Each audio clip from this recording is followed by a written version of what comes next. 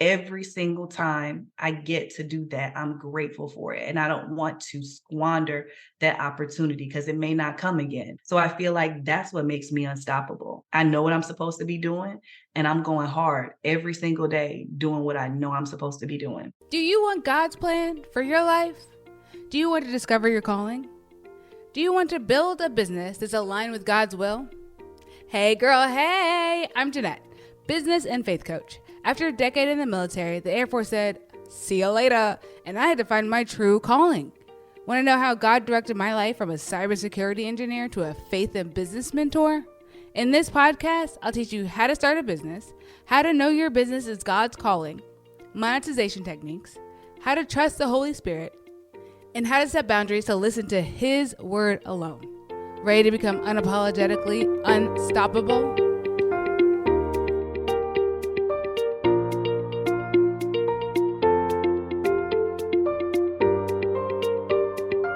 Hey girl, hey! Welcome to the Unapologetically Unstoppable podcast.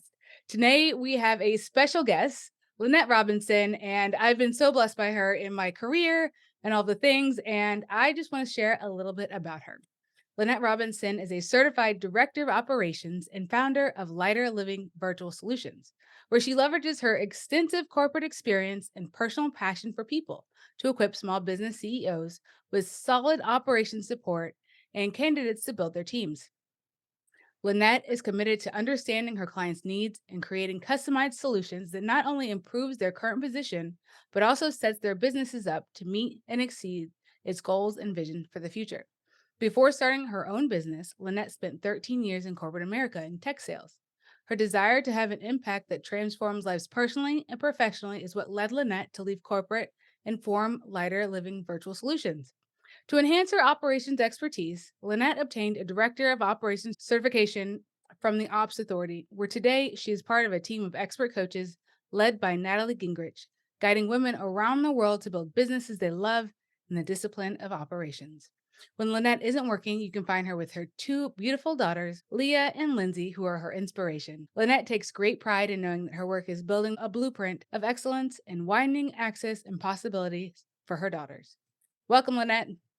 Thank you, Jeanette. It's good to be here. I am so glad you're here. So, Yes. friends that are listening, Lynette was she was like my concierge before I joined the director of operations.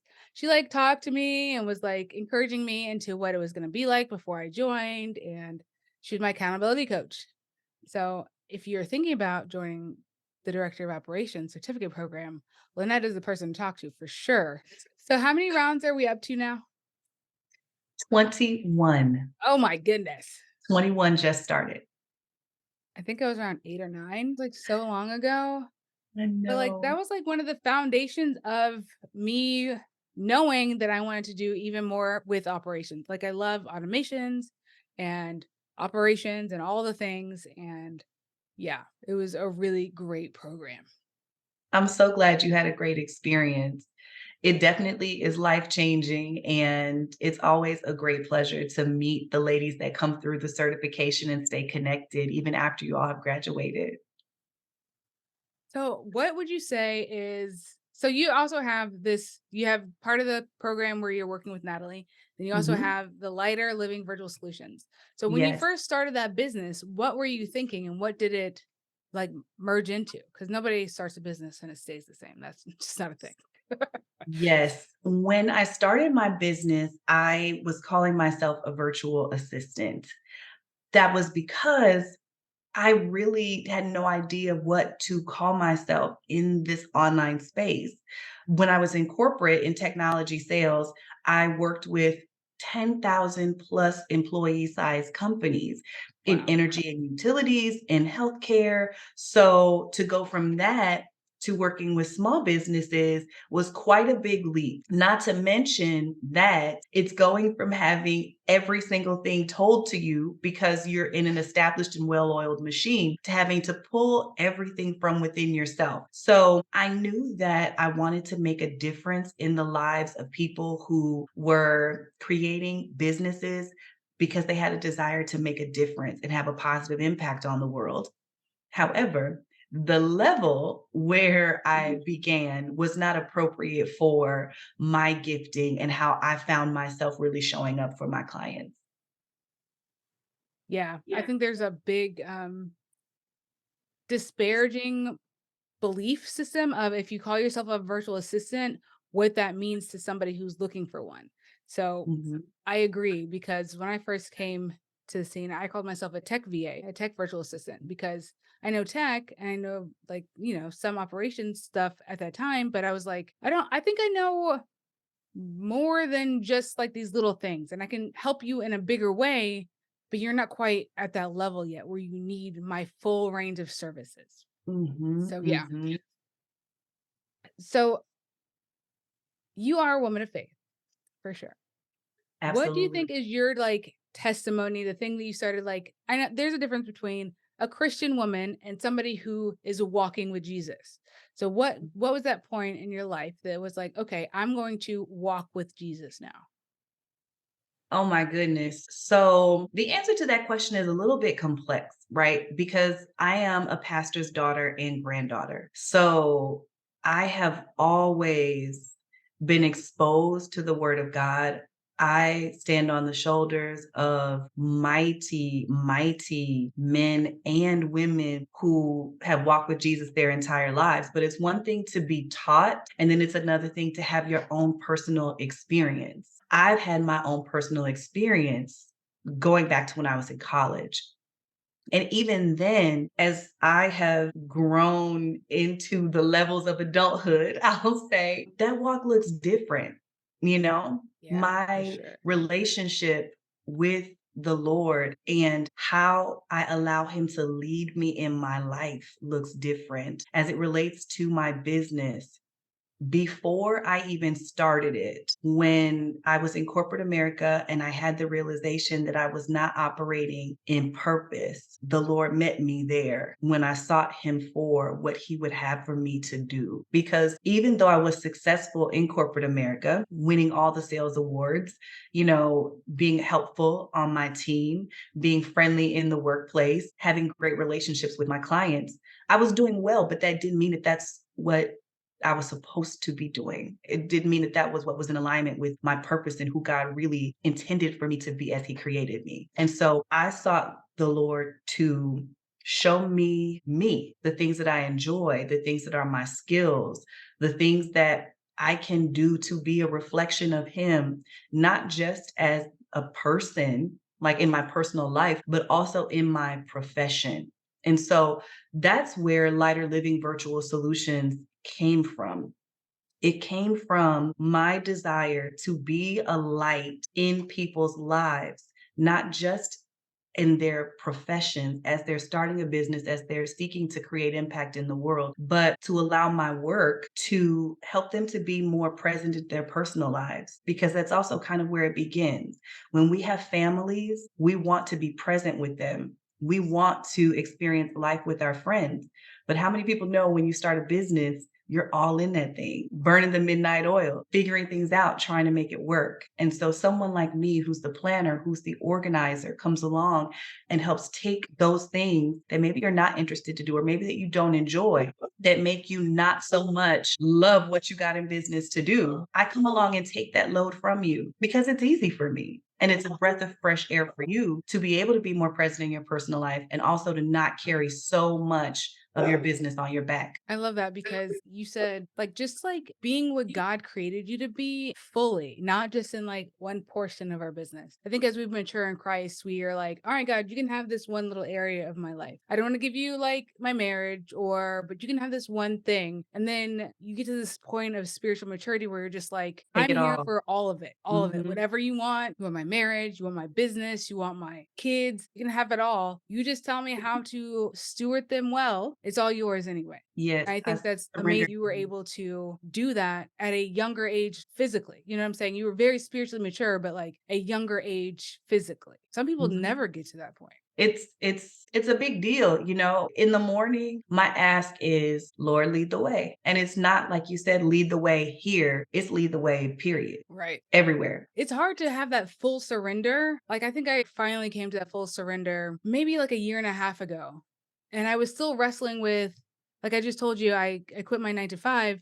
I'm still wrestling with that because I felt the surrender, but I also had to have buy-in from my spouse. So I was like waiting for my spouse to have the full surrender also. Mhm, And right now you don't have a spouse, but he's coming, girl. I feel it. He's mhm. coming. But it's nice to not have somebody else. It's just you and God. Like, all right, God, you what to do? I do it. I can move. Yeah, yes, yes, that is such a blessing. But I feel like people forget too. Sometimes we battle with the surrender, but we forget that on the other side of that, we're relinquishing our will and worry about the outcome. Right. Because when you release it and you surrender everything to God, you know that no matter what happens, He got it. I'm just going. He's always, there's always going to be protection and safety in Him. So it's gotten easier for me to just let him lead the way Hmm. because I know that where he leads me, there's not going to be, any danger there for me or no harm that'll come to me. It'll be all good. Not that there won't be challenges, Right. but it will be good. Yeah. I'll get manna. I don't know how much, but I got this. It'll be fine. I think that's hard sometimes being like, okay, God, take the Mhm. full wheel. I'm in it like, you know, I there's a point in life where they thought that I had this brain thing, and I was like, you know what? If God says he's got an appointment on my life, I don't have to worry about the outcome. I don't have to worry about any of these things because that's a him problem. And I'm only taking on problems that are mine, and that is a God problem. So if God wants to end my life, that's a him problem. I don't care. I don't need to Mhm. worry about that. That day is not here yet. So I love that you are fully surrendered in that too and being like, all right, God, this is on you, not me. I'm just gonna do what you tell me to do and keep walking. Mm. Can I share something else with you about that? Yes, please. So, something that I've learned about myself is that doing that surrender, though, sometimes is not a natural thing. I'm a very logical person, and sometimes I have to lay that down so that the supernatural things can happen.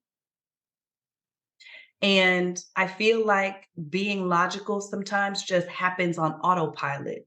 And before I know it, I'm operating in my own control and in my own capacity instead of in God's strength and what He's able to do. So I don't want to give the impression that every day I'm just like, all right, Lord, all right, Jesus, go ahead. Like I'm here. Because that's not the way it happens all No. the time. And sometimes there are things that I don't want to do. But I would rather, when you're looking at it from an end state, something my granddaddy used to always say is, I want God's pay. God's pay is better than man's pay any day of the week. So, even when I feel myself stepping in my own way, I try to remember that and catch myself when I'm leaning into my own logic. It is like a everyday thing, and we do that. That's something that we do sometimes is we just pick up the mat for ourselves and be like, "Okay, I can do this part." We have to remember to constantly give all the things back to God. There's like a common phrase that says, "Work like it depends on you, but pray like it depends on God." And I don't really like that phrase because it makes it seem like it's all on you. It's not.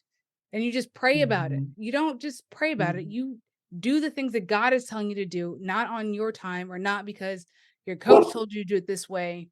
You have to be in it all the time with the Holy Spirit, asking Him to guide you, asking Him what is right for you, for your business. Just because one thing is good for like your business doesn't mean that my business is going to respond the same way because our missions are different. Our missions for God are different. So we show up differently. And our giftings are different. Like, I believe there are people that are called to you Right. for 100%. a very specific reason.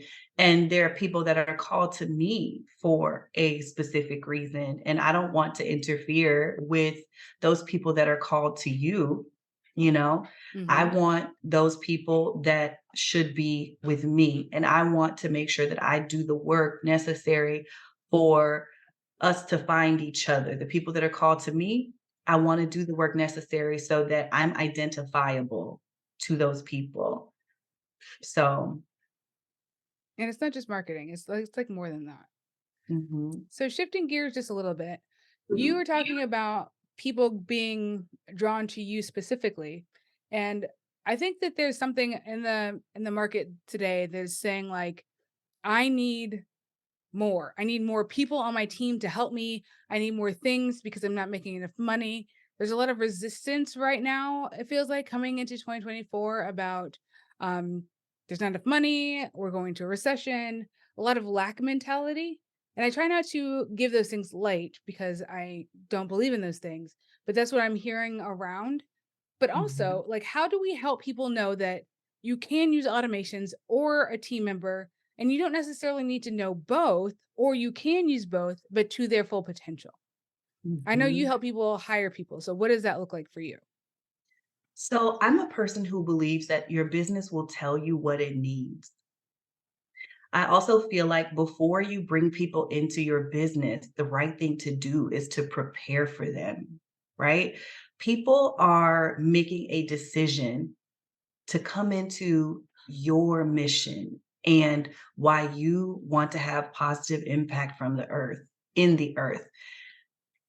It's the right thing to do to prepare your business so that those people can come along and support you.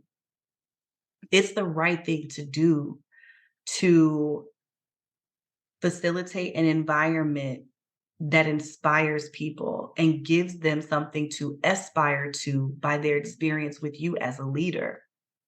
So, in that, what I believe and what I encourage my clients to do is to write the things down that are repeatable, not even just writing them down. Test those things to make sure, like if it's something like your customer journey, test every single step of that process. Because what happens is we do things so much, we forget that sometimes we operate on autopilot. And maybe when we're writing steps down and documenting what we do want to put into an SOP or what we do want to use a system to do instead of us doing manually, we skip steps. And then let's say we bring someone into our business and we give them what we think is our blueprint, fresh eyes are looking at it and steps are missing. And as a leader, you might get frustrated because that person didn't do what you wanted them to do the way you wanted them to do it. But sometimes people are not taking the time to document things and write things down so that the responsibilities on their job description are very accurate. Sometimes I also feel like people are not honest about the true state of their business. A Mm. lot of times people expect or they want to show people a perfect version of their business when it's really better to just be honest. For example, if you don't have SOPs and you've been so busy because your business has taken off in sales, it's better to just say to a person that you're hiring, I am in a place in my business where I'm having a lot of sales and a lot of success. And being honest, I haven't taken the time to write out every SOP or all the things that you need to do this job well.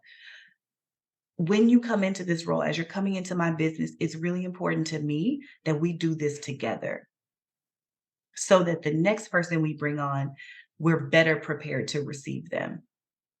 I'm happier to hear that Mhm. and know that I'm not walking into who knows what than for you to sell me a dream. And then I get in here and I see it's a flaming hot mess, right?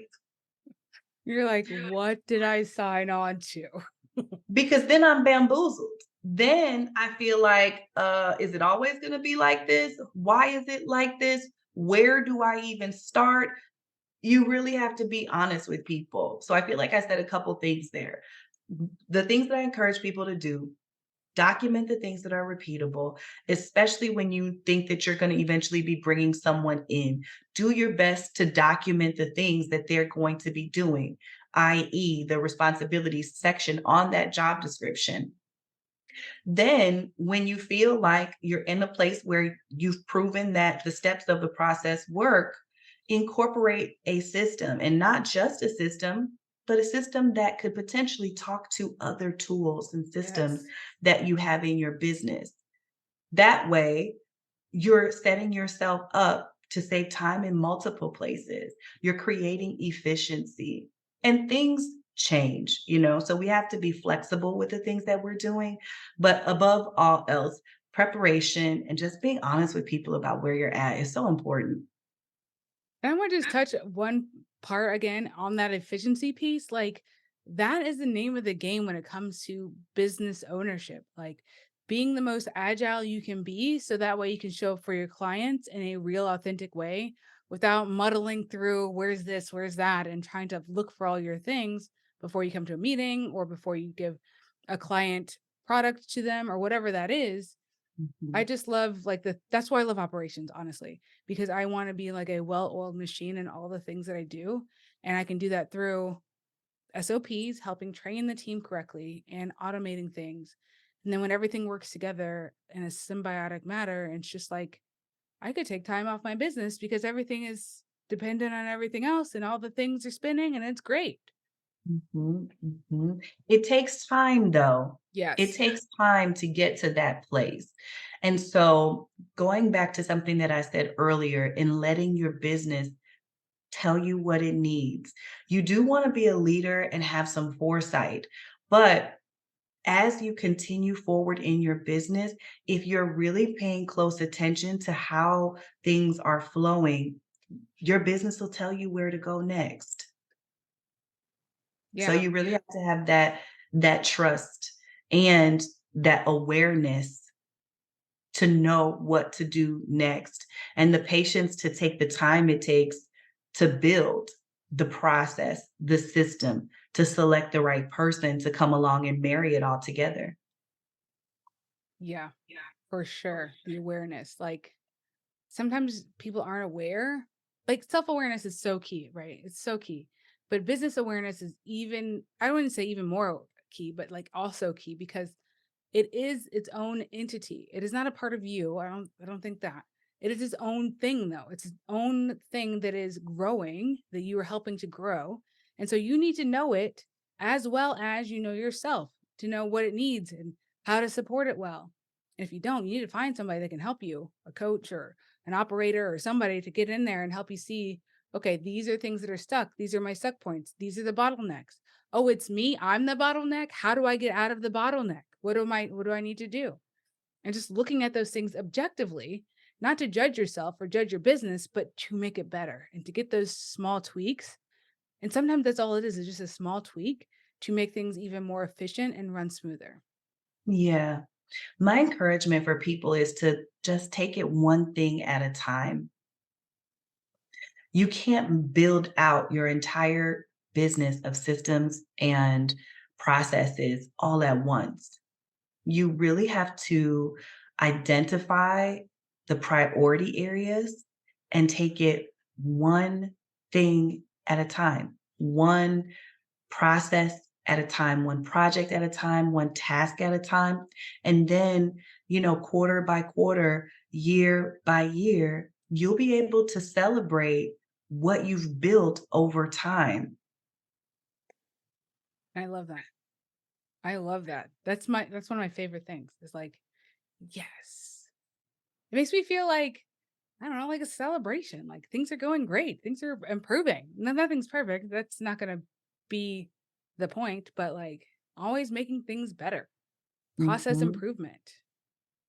When I look at what I have in my business now compared to, starting with 0, it took the years I've been in business to build it, right? Yes. I went from manually doing everything because I'm starting from scratch and I don't really know what I need, to paying that attention that you just talked about, to documenting things. And once I realized, oh, you know what? This is something that I say to clients or to leads all the time. Let me make this a canned email so that I Yes. don't have to keep retyping it over and over. Or when I came up with my first package or set of packages, let me put this somewhere where if someone wants to purchase a service from me, I've already got these packages pre-built that they can select from and pay me for in a system, you know? Yes. Yes. It happens one thing at a time, though. One thing at a time. I think some people bleh, I think some people get too wrapped up into, I've got to have it all look beautiful and then I'll open the doors and everybody else is going to pay me. No, you just, like you said, start where you're at. Mhm. Just keep going. Just don't stop, but just keep going, just a little bit by a little bit. And as people need things, oh, I can make this an a la carte item. Or, okay, this only one person asked for this, but I don't really like that service. So I'm not going to offer that again. You know what I mean? And things are gonna change, you Yes. know? So, there are services that I started out offering that I don't offer anymore. And so they've come down off my website or they're not like one of the first available things that people can switch from, and it's totally fine. If there's something that I say to, newer entrepreneurs when they're getting started, if they ask me for advice, it's that be open to the fact that you may pivot or change direction or add to what you're doing, and it's totally okay. I think it would be unnatural to, honestly. Like I agree. talking about the evolution of like our spiritual journey and like getting closer to God, like our business is going to have a journey as well to grow with who we are as we change. So some of Mhm, those offers or some of the efforts, some of the people we work with might not be the same people we choose to work with in the future based on whatever that thing is. So you took a quiz. Do you know what your answer was? yes, it was, and I'm an exhorter and an encourager. Yes. Yes. Okay, now I know I was there with you with the quiz, but and you were like, I knew it. And I was like, I yeah, knew it. Yes. I Yeah, knew I it knew too that was because gonna come like back. you're just like that light. You're just the person that's like, girl, come on, we can do this. Let's get in there. Let's do this. Thank you. I think that's why I was so excited to have you as one of my coaches in the DOO program because I knew that that's who your personality was like already. Like even Mm, before I got in the program, you're just like trying to encourage me into whatever was best for me, not necessarily to take the program, but just like whatever was actually best for me, even if it wasn't the program. And I appreciate that. mhm. Oh my goodness, that's my pleasure. That's my pleasure. I'm grateful for that gift. I feel like it's what the world needs right now, especially like coming out of the pandemic and just all that's even going on right now. People who are able to encourage and be like a reflection of the love of Jesus.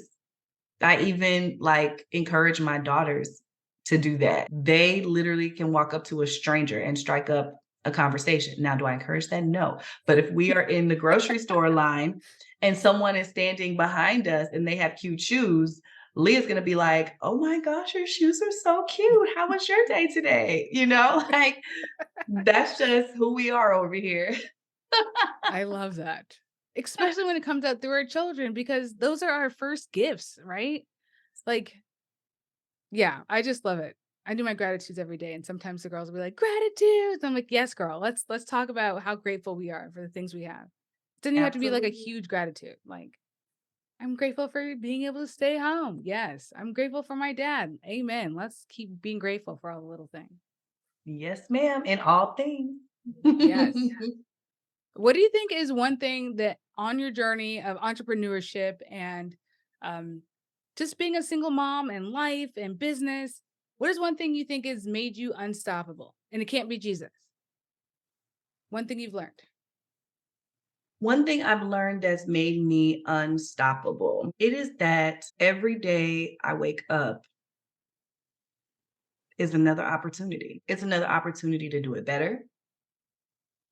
It's another opportunity if I've had like failure points the day before. It's an opportunity I have to try and make that right. It's an opportunity to continue to fulfill my purpose. So every morning when I open my eyes up, I'm like, okay, that means you got more for me to do. Let's go. Let's Yes. get it. Lead the way. And I I love feel that. like there's so much more for me to be grateful for than there will ever be for me to complain about. And when your posture is gratefulness, when your posture is to focus on the things that are good and the gifts that God gives, how can you really be focused on anything else? And I feel like that sets the tone for me going into businesses, my clients' businesses, having that positive attitude and having that energy, enjoying what I'm doing. When I'm aligned with my purpose, which I am, the joy that comes from that radiates into every single thing that I do because I know I'm where I'm supposed to be and I'm grateful for it. I've also seen, where people are lost, and I've seen where sometimes it's hard for people to come out of that. And so to me, I feel like what makes me unstoppable is the fact that every single day I get another day. Every time I get another day, I am leaving no stone unturned. When I go to bed at night, I am exhausted because I have gone full speed in every single thing that I have done in the day, from getting my children ready to go to school and making sure they know they are beautiful, courageous, they look fabulous. When they get out of that car, they get that, "You cute girl, go ahead, have a great day." You know? Like, to me, Oh, that's I going love that. hard. I gotta set the tone for them. So when they walk into school, they are setting the temperature for their class and their bright lights. And then when I come back here, I don't know the position, the heart posture of who I'm gonna meet on Zoom. So I gotta be ready. I Mhm. have to have my spirit right so that every single person I talk to, when they hang up, they like, "This girl always excited. She is always in a good mood." And even though I'm not all the time, to me, that is my opportunity to like really just do the work that I know I'm called to do. And Mhm. even if it is in the form of operations and not, in somebody's pulpit, like no shade to that at all. I'm grateful for that. Every single time I get to do that, I'm grateful for it. And I don't want to squander that opportunity because it may not come again. So I feel like that's what makes me unstoppable. I know what I'm supposed to be doing, and I'm going hard every single day doing what I know I'm supposed to be doing. I love that because, like, sometimes we don't always feel on purpose. You know what I mean? Like, doing all the things, or we think that because we love God, we have to be in a pulpit or we have to be on stage. And maybe that's not our gifting. And that's okay because we're all hands or feet. We don't always have to be doing the same thing. But there was something that you said that we always have to do, which is show the light, keep our heart posture strong, protect it at all cost, and then go forward showing the light of Jesus and showing his love and doing all the things that we need to do that way. Not necessarily, I have to go to seminary because I love Jesus. That's not what he said. He said that we all have to do that. We all have to share him in the way that we were created to be, in the way that we were created to share him. I love that you Mhm. said that. And it can be very, very simple. I can't remember that saying that goes like, people don't remember the things you say, they remember how you made them feel. Right. And I really try, I'm not gonna say try, I do my best to make sure that people leave me better than when they arrived. That's a And that's all goal. that, yeah. And that's all that matters is you making that a point to do that. Because you have no idea what they're experiencing in their life or whatever. And even if you just like give them a smile or give them some positive encouragement, that could change their whole day. You know what I mean? Mm, you're right. It's so good. So good. So, what made you unapologetic about your faith? Like a moment that really keeps empowering you through your business and through the work that you do. Like maybe it was a prayer or an experience with Jesus that makes you like, I'm my business is for God. I feel like the answer to this ties back to my family. Yeah. I was raised like in church every Sunday. Taking it a step beyond that, there comes a point in time where you do have to leave home and strike out on your own. And I feel like in doing that, I got to see my family, like my parents and my grandparents, from a different perspective. Because as I said earlier, it's one thing to be taught, the word and about Jesus, but it's another thing to have the experience for yourself. And even when you go through experiences, you think back to different moments when you were raised or different things that you've heard over the years. I will say that my parents and my grandparents exemplify for me what it is to be committed, what it is to be faithful, regardless of season, regardless of how you feel, seeing them show up, not just for themselves, but for others so consistently, so humbly also, and with the heart to serve. The example of that is what inspires me and motivates me to continue forward in my business every single day. Because even though, like I said before, I'm not a pastor or I'm not a first lady or anything like that, no shade to that. This is my way of giving back in my day to day through my vocation, you know? And so I pull on that when it comes to how I show up in my business because I want to give the best of my service, because I want to be impeccable with my word, because I want to be dependable and responsible for the people that have chosen me to come into their life and come into their story. So, seeing that consistency in the generations of my family helped me to embody that in my business, Lighter Living Virtual Solutions. I love that. And that, like, I think you're just so blessed to have that genealogy, that pedigree ingrained in you to just like reach back on and say, no, like I'm doing this not just for me, but I'm doing this as a testament to how I was raised, to continue on with my family's legacy and to bring it to my children and to show them what they can do that doesn't have to be in a pulpit. They can do something from home in a virtual sense or whatever that is and still love Jesus and dedicate it to him every single day. And I didn't even mention my children. So I thank you for saying that because I mean, I'm sure you remember from being in the director of operations certification, my children show up on Zoom every now and then. They say hi to my work friends. If I am leaving the house to go to a work event, you know, and they're not in school, they go because it's very important to me that they see the example and know to the best of their ability at their young ages what I do and that this is a path that they could take. And I want them to see my commitment to something that I sought God for. So Yes. they know they can do the same thing in whatever vocation they choose to and do it well to the best of their ability. Yes. Yes. 100%. Yes. I don't even know. I don't even have speechless. Yes. 100%.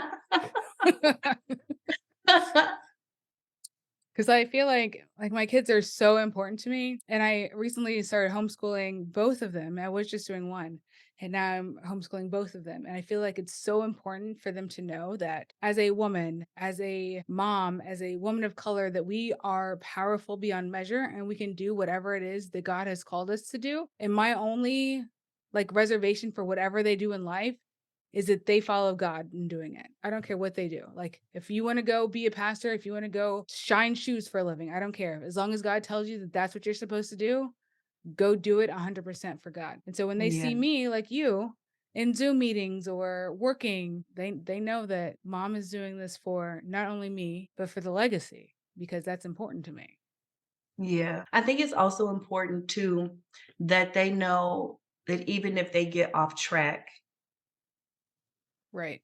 that we're still there as support. I was at a Mother's Day tea with my mother. I took her to a Mother's Day tea at my church. And my pastor, one of my pastors, who's also a woman, she asked my mom how she handles, and I'm butchering the question she asked my mom, but how she handles her children and whether or not they continue the legacy of being pastors and things of that nature. And the way my mom answered her question is such a true testament to who my mom is.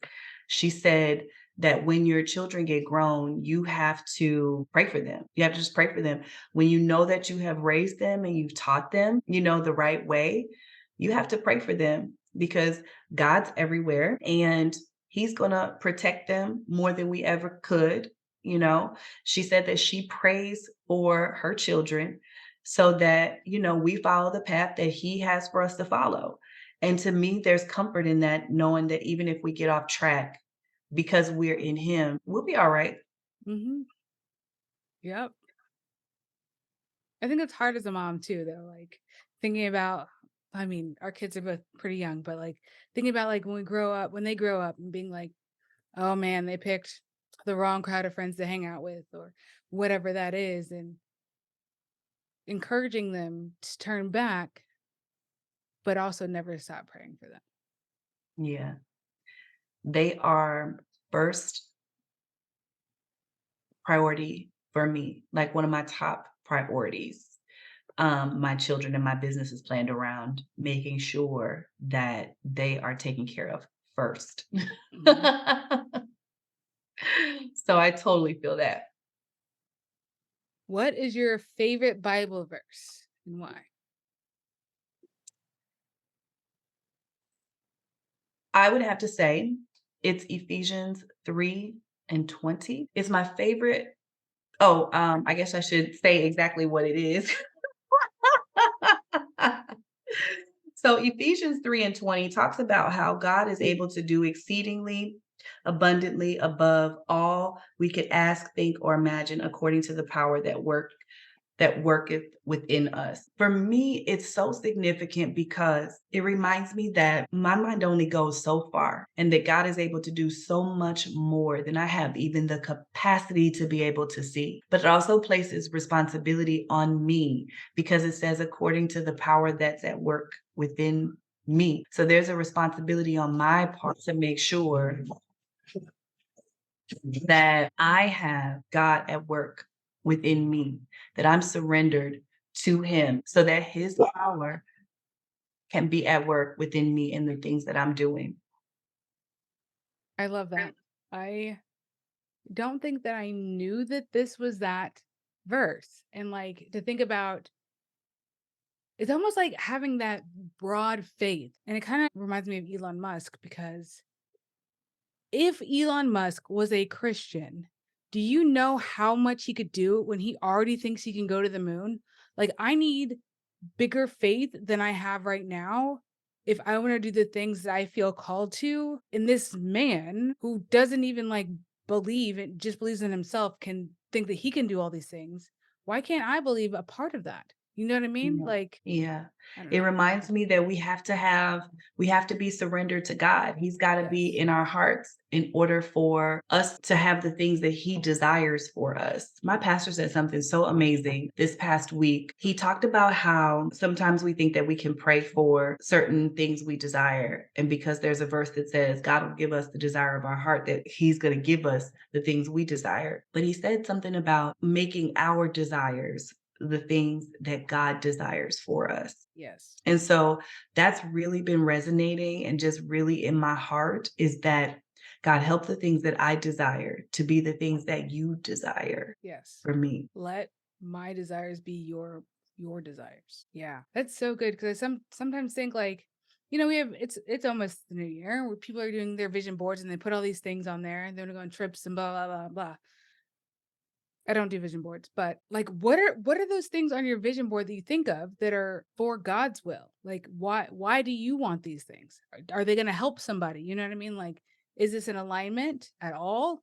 Or is this just like a heart want, a flesh want? What are those actual desires? And then looking at them and being like, "Oh, wait a second. This is just me. Like I I want a Porsche truck. Maybe, maybe not. But do I need a Porsche truck? No, my Honda is just fine. You know what I mean? Like killing it out there. Come on, Honda. Make it do what it do. Right? So maybe one day, but I don't know. I mean, I don't need that. There's no like real like just because I want it, just because it's like a status symbol. But I mean, like that's not really a reason to want something. You know what I mean? Totally get it. Do you have anything that's going on with you that you would like to invite people deeper into? Um, do you have any websites that you would like to share? Absolutely. So my website is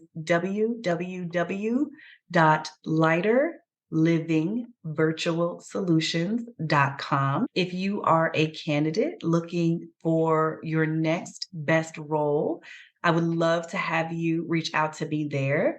If you are a business owner and you are looking for operations support in your business, you can reach out to me there as well. Like you said, it's the end of the year, so a lot of people are doing planning for 2024. So if you are a business owner and you are looking for someone who can help you sort out all the things that are going on in your head right now and really come up with an actionable plan that you can follow and that your team can follow if you have a team for 2024, reach out to me at my website and I would be happy to meet with you and talk with you about how we can work together. So definitely visit my website. Awesome. I will link that in the show notes. Thank I you. was so blessed by your presence here today, Lynette, and I'm so Oh glad my that we were able gosh. to do this. Me Thank you too. for being on Thank the you. podcast today. You are welcome, Jeanette. Thanks so much. Wow, that was so good. So I know that you know somebody that also needs to hear that. So share this episode, leave a review. And I would love if you could watch my free workshop at JeanettePeterson.com/missingpiece. I'll see you guys over on the grams at Jeanette.Peterson. Bye.